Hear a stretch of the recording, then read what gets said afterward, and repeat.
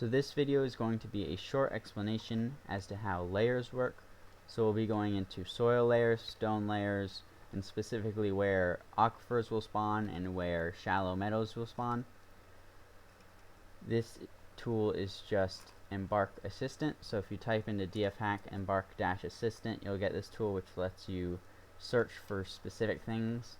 Right here I'm searching for aquifer, deep soil, and iron. If you don't know, if a tile shows as, say, like in this case little soil, that just means one of these squares is little soil. You can see actually here it says 0-2, so this has everything from no soil to some soil. So we'll be using this tool to get exactly the embark we want. So we have 4-4, that means this is all very deep soil, no other smaller amounts of soil. We've got aquifer, we've got some iron, so I could show you everything to do with layers.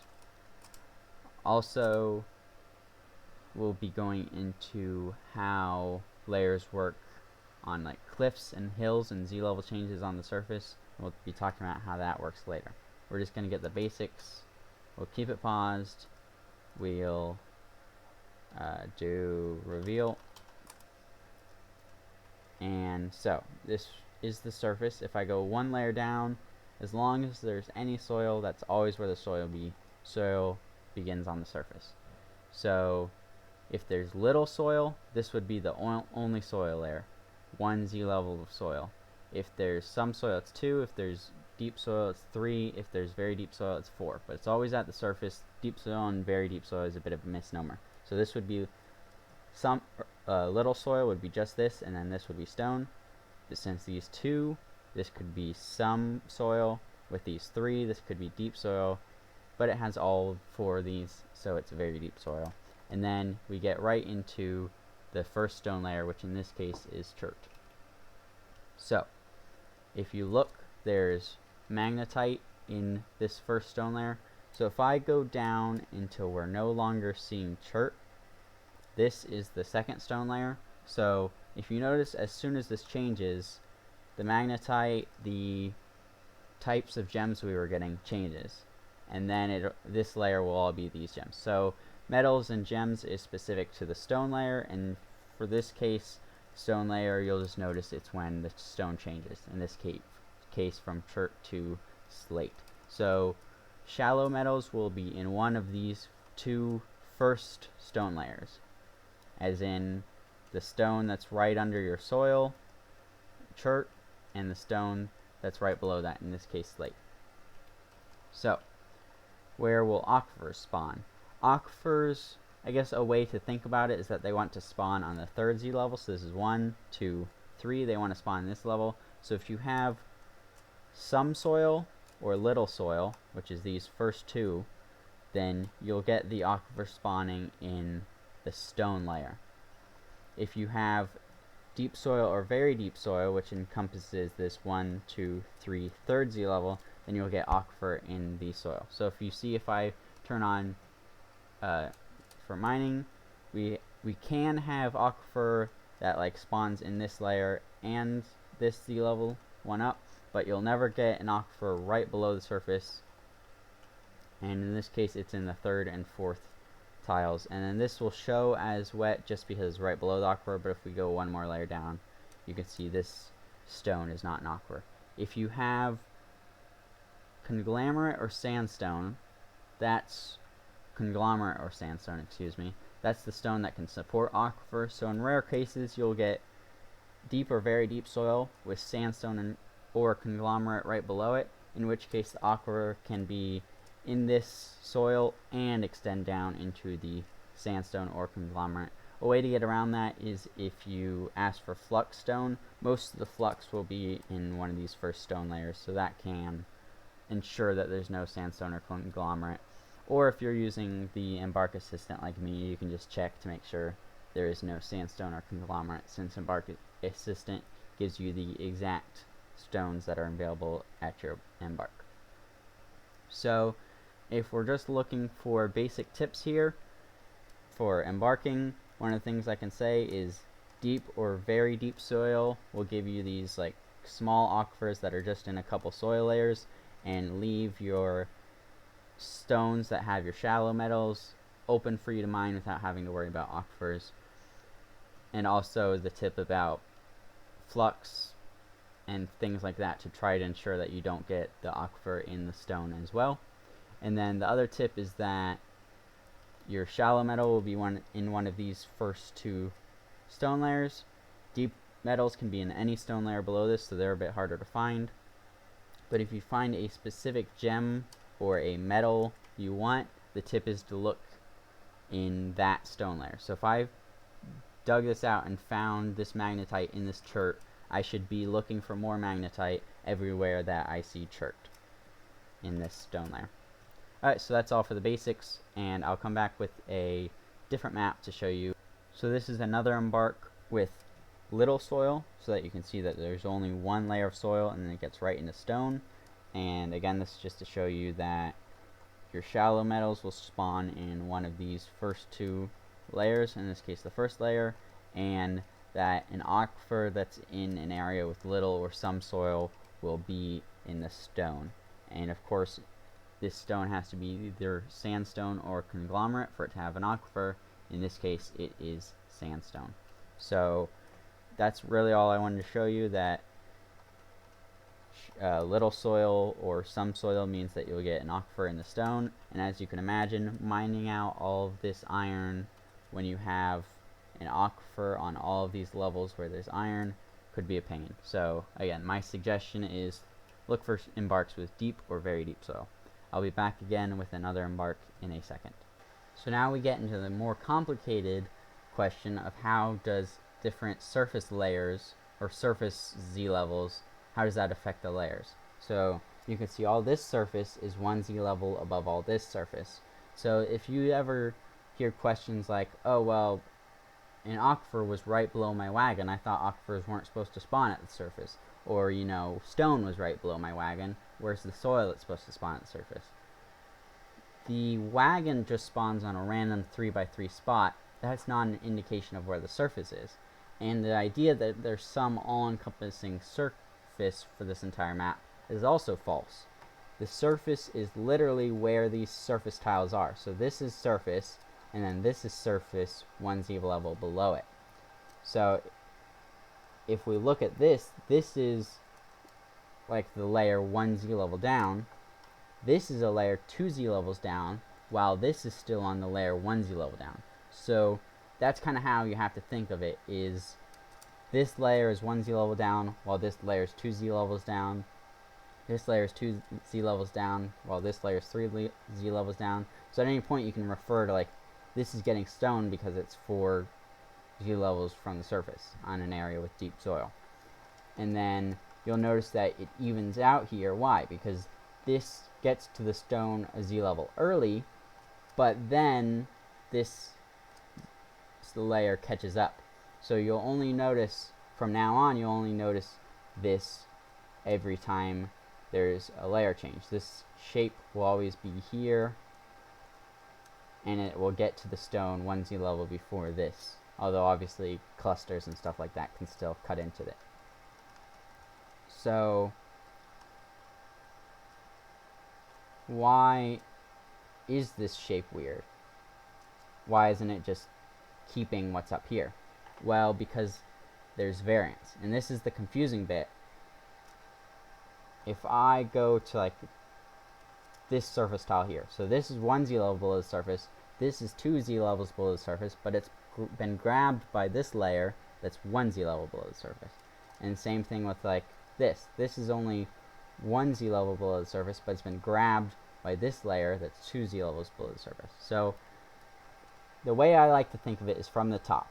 This layer is formed, and you can see there's no competing layers on this level, so this all gets its own layer. But now, from this surface, this new layer is being formed, and when that layer gets formed, it can have this variance where it grabs some soil from this Z level, and some soil gets grabbed from it from this Z level. But from now on, this shape stays the same because there's no new layers being formed because there's no new surface tiles. So these layers are established, and this is how it's going to be going all the way down. The layers only change. It goes from, you know, this all being soil to a big chunk of it getting cut out because this new layer is being formed. And we'll go into all of that, but the basic idea is when new layers are formed, they cause this variance where they interact with already existing layers, and you need to think of layers as how far is it from the surface.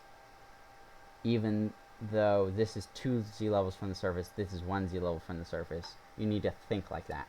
And also a kind of rule is that you see this is thin, so it just easily gets grabbed up by this soil layer. So you see that a lot, like where there's, if this were just a straight line, there'd be a lot less of this cutting in, but because there's like squiggly and thin areas, it's a lot easier for soil to be grabbed. And that's why this doesn't grab as much from this soil layer, is because this soil layer is well established and there's not a lot of areas to get in. But you'll still get quite a bit of variance even if there is just a straight line. We'll get into all that in another map. So we've got another map that seems pretty simple with a surface level here, a surface level here, and then you end up with 2 different layers because of that. And this is just to show you some of the variance that goes on, like these thin, where it's not really well established, that this part of the layer will a lot of the times get grabbed up by this other layer, whereas this more thicker, already established part, there's not as much variance going on here. And then, you know, so again, where this branches out, there's less. But there's also something inexplicable happening here. This layer gets 3 levels down from the surface, this layer gets 2 levels down from the surface, but this stays as 1. So why does that happen? Well, if you remember what I told you, this interaction where layers grabbing each other only happens when new layers are formed right below surface tiles. So this is part of the same layer, so it should stay the same layer. So this layer has been grabbed by, or these tiles have been grabbed by another layer. So how does that happen? Well, the simple answer is that there's shallow tiles off screen to the left somewhere, and that's the layer that grabbed this. So somewhere off to the left of the screen here, when we're already underground, there's surface tiles to the left. It keeps going down, and there's surface tiles to the left, and that means a new layer is formed on this level, and it grabs this. But again, the same kind of rules hold true, is that from here on out, as long as there's no more interference from surface tiles to the left, which there won't be down at this level, it follows that this is 1 z level deeper than this, which is 1 z level deeper than this. So this gets the stone first, then this catches up, and then this catches up, and then, you know, this gets the stone first, then this catches up, then this catches up. That's how that'll happen. And we'll talk more in a different map. So now we're on a cliff, and I picked a pretty small embark so that we can just look at this without too much going on. So if you remember what I've said before, it's that new layers are formed under surface layers, right? So this is the top surface, so this will all get its own layer, and then this next surface forms its own layer, and then there's variance between those. So you might think, because of all these surfaces that go down and down and down, we'll get like 10 different layers each forming, and you'll get tons of variance. But that's actually a kind of a yes and no, because a lot of these surfaces are quite thin or small, so they won't actually form their own new layers, they'll just get grabbed by existing layers. So we'll kind of see how that happens. So this is its own layer, and you can see layers don't have to be touching or anything like that. It's more to do with the z level that they're formed on, really. So this gets its own layer, and then because there's lots of surface here, this actually forms 2 layers. So don't be fooled, this pink, if this were on its own, that wouldn't be enough to form its own layer. It would just get grabbed up by existing layers.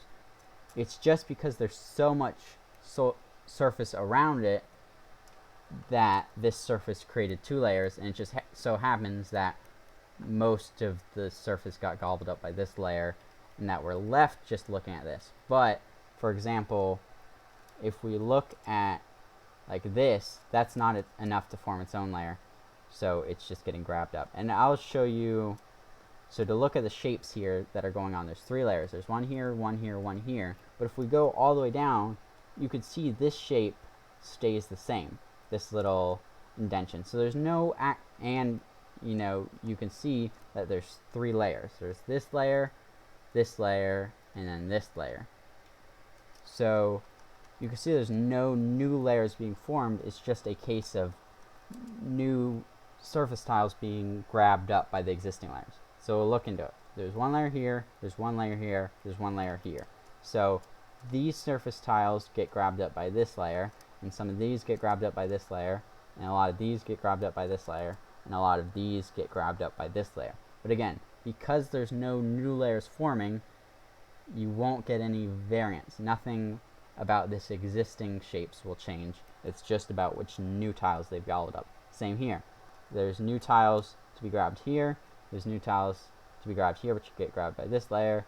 There's new tiles that get grabbed by this layer, and there's new tiles that get grabbed by this layer, but no new layers are forming. So that's what you'll see a lot of time in cliffy areas. Obviously, in bigger areas, you might get more than 3 layers still, but you'll see at the top or in big flat areas, new layers will form. And then from then on, a lot of times you'll just get the same layers just gobbling up new. And you could see, like some of the things I was talking about when people might complain, if their wagon embarked here and then they went, or sorry, if their wagon embarked like here, because that's a 3x3 area, that's a space that a wagon could technically spawn in, and you go down, there's immediately stone. So they might be asking, where's their soil? Well, good places to look for soil, or like if you're trying to find shallow meadows, a lot of time it's the top layer, as long as you don't think there's higher up layers to the left of this that will already spawn that you can't see.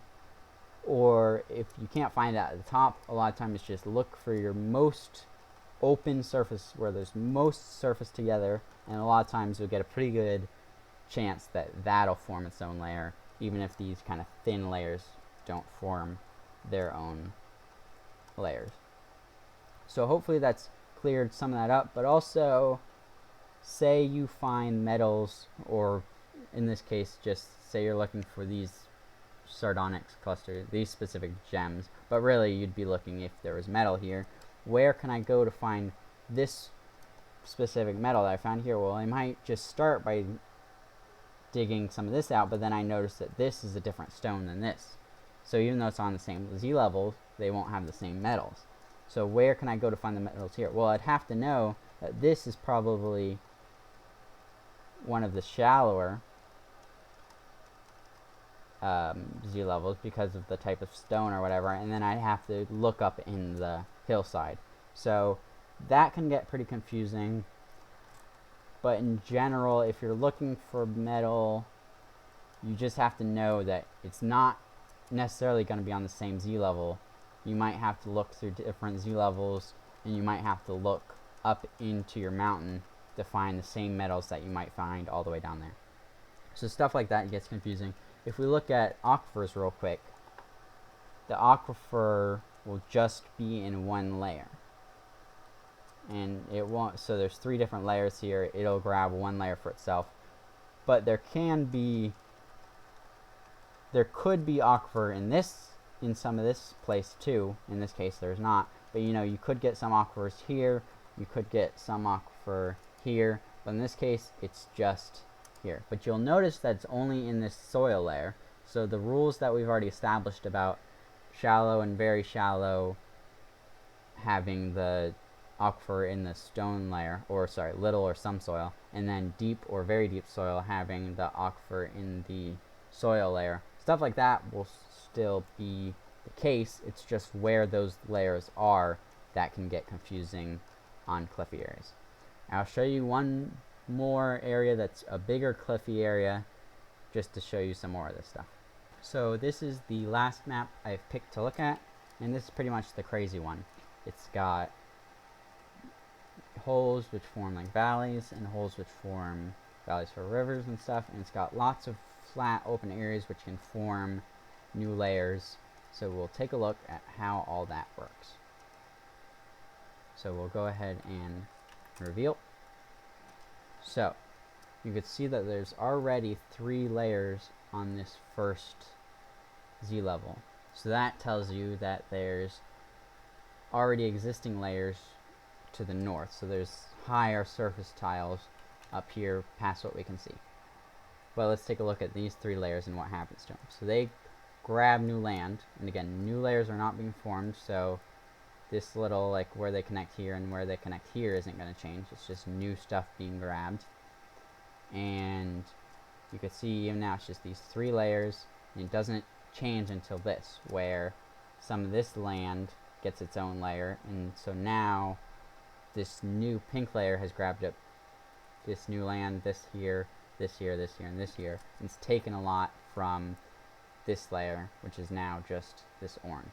So when new layers form, they cause interactions between them and the layers they're touching, where exactly they grab some of the stuff. But you can see that this shape hasn't changed because this layer is away from these new layers being formed, and so it doesn't change. It's just, for instance, this red layer over here that gets formed from this open space, it's only interacting with the white. It doesn't interact with all of this stuff over here. So yes, it is pretty crazy about and pretty random about where these layers will form and grab, and so it can be very hard to guess where certain things will be in a cliffy area. But I just want to impress upon you that there are still rules to how all this works and where the variance will be, and where, so if I knew that this layer was already established, then, you know, if I were down here and I could see this shape when I dug here, I would know that that goes all the way up. So there's things like that you can count on, as long as there's not but even that is like, when there's whole lots of new layers being formed, it can kind of mess with it a bit. But again, there's some stuff that you can rely on pretty well about. If you see a layer down here, to some extent that's the same layer that will be up here. So that's kind of how you want to look at it. But it is really hard to tell specifics. It's just, if you're trying to find specific things on a cliffy area and you have no idea where to start looking, some of this information can help you. So like large flat areas is where new layers will form, so that's where you kind of want to look for your soil or your shallow stuff. And if you find something like here that's deeper than everything around it, then maybe if you go back up, you might find where that contains your shallower metals and stuff like that. So stuff like that is how you can figure out where stuff will be on a map. And you could also see stuff like this, where this red layer is being formed in the middle of this white layer, and if I go down here, this new white sand is being formed in the middle of this pink layer that's being formed at this level. So in flat areas, you'll see homogeneous layers where it'll be just one layer per Z level. And on cliffy areas, obviously new layers will form around the cliff, but even in open areas, you'll get layers forming inside of each other and stuff that won't happen on flat areas. So that's just to say that the rules about how these things happen seem to be a bit different on cliffs, in that even flat areas can have weird layers being spawned in different spots and stuff. Future me interjecting for a second just because I feel like I wasn't clear. All I mean is that flat areas like this with no hills or cliffs nearby will be one homogeneous layer, right? And that seems to always be the case, unless again there's hills or cliffs off screen that are affecting us. Whereas this same amount of flat surface in a cliffy or hilly area oftentimes spawns 2 layers, as in the white sand that spawned in the middle of that layer, or the red sand that spawned in with the white sand up on top of the cliff by the waterfall. That's it. Back to past me. But if I've impressed anything upon you, I hope I've just shown you that there are some rules to how all this works, and even if it's not easy to figure out what's going to be in different places in cliffy areas, there's still some rules you can stand by. Like, say if you, this is sandstone, so if I wanted to get to sand or soil from here, I would know I could go above that and I could get to the sand that's in the layers above. And as long as it's big flat open areas that won't be changed by the variance too much, I can be reasonably assured about what's going to be there. And that's it.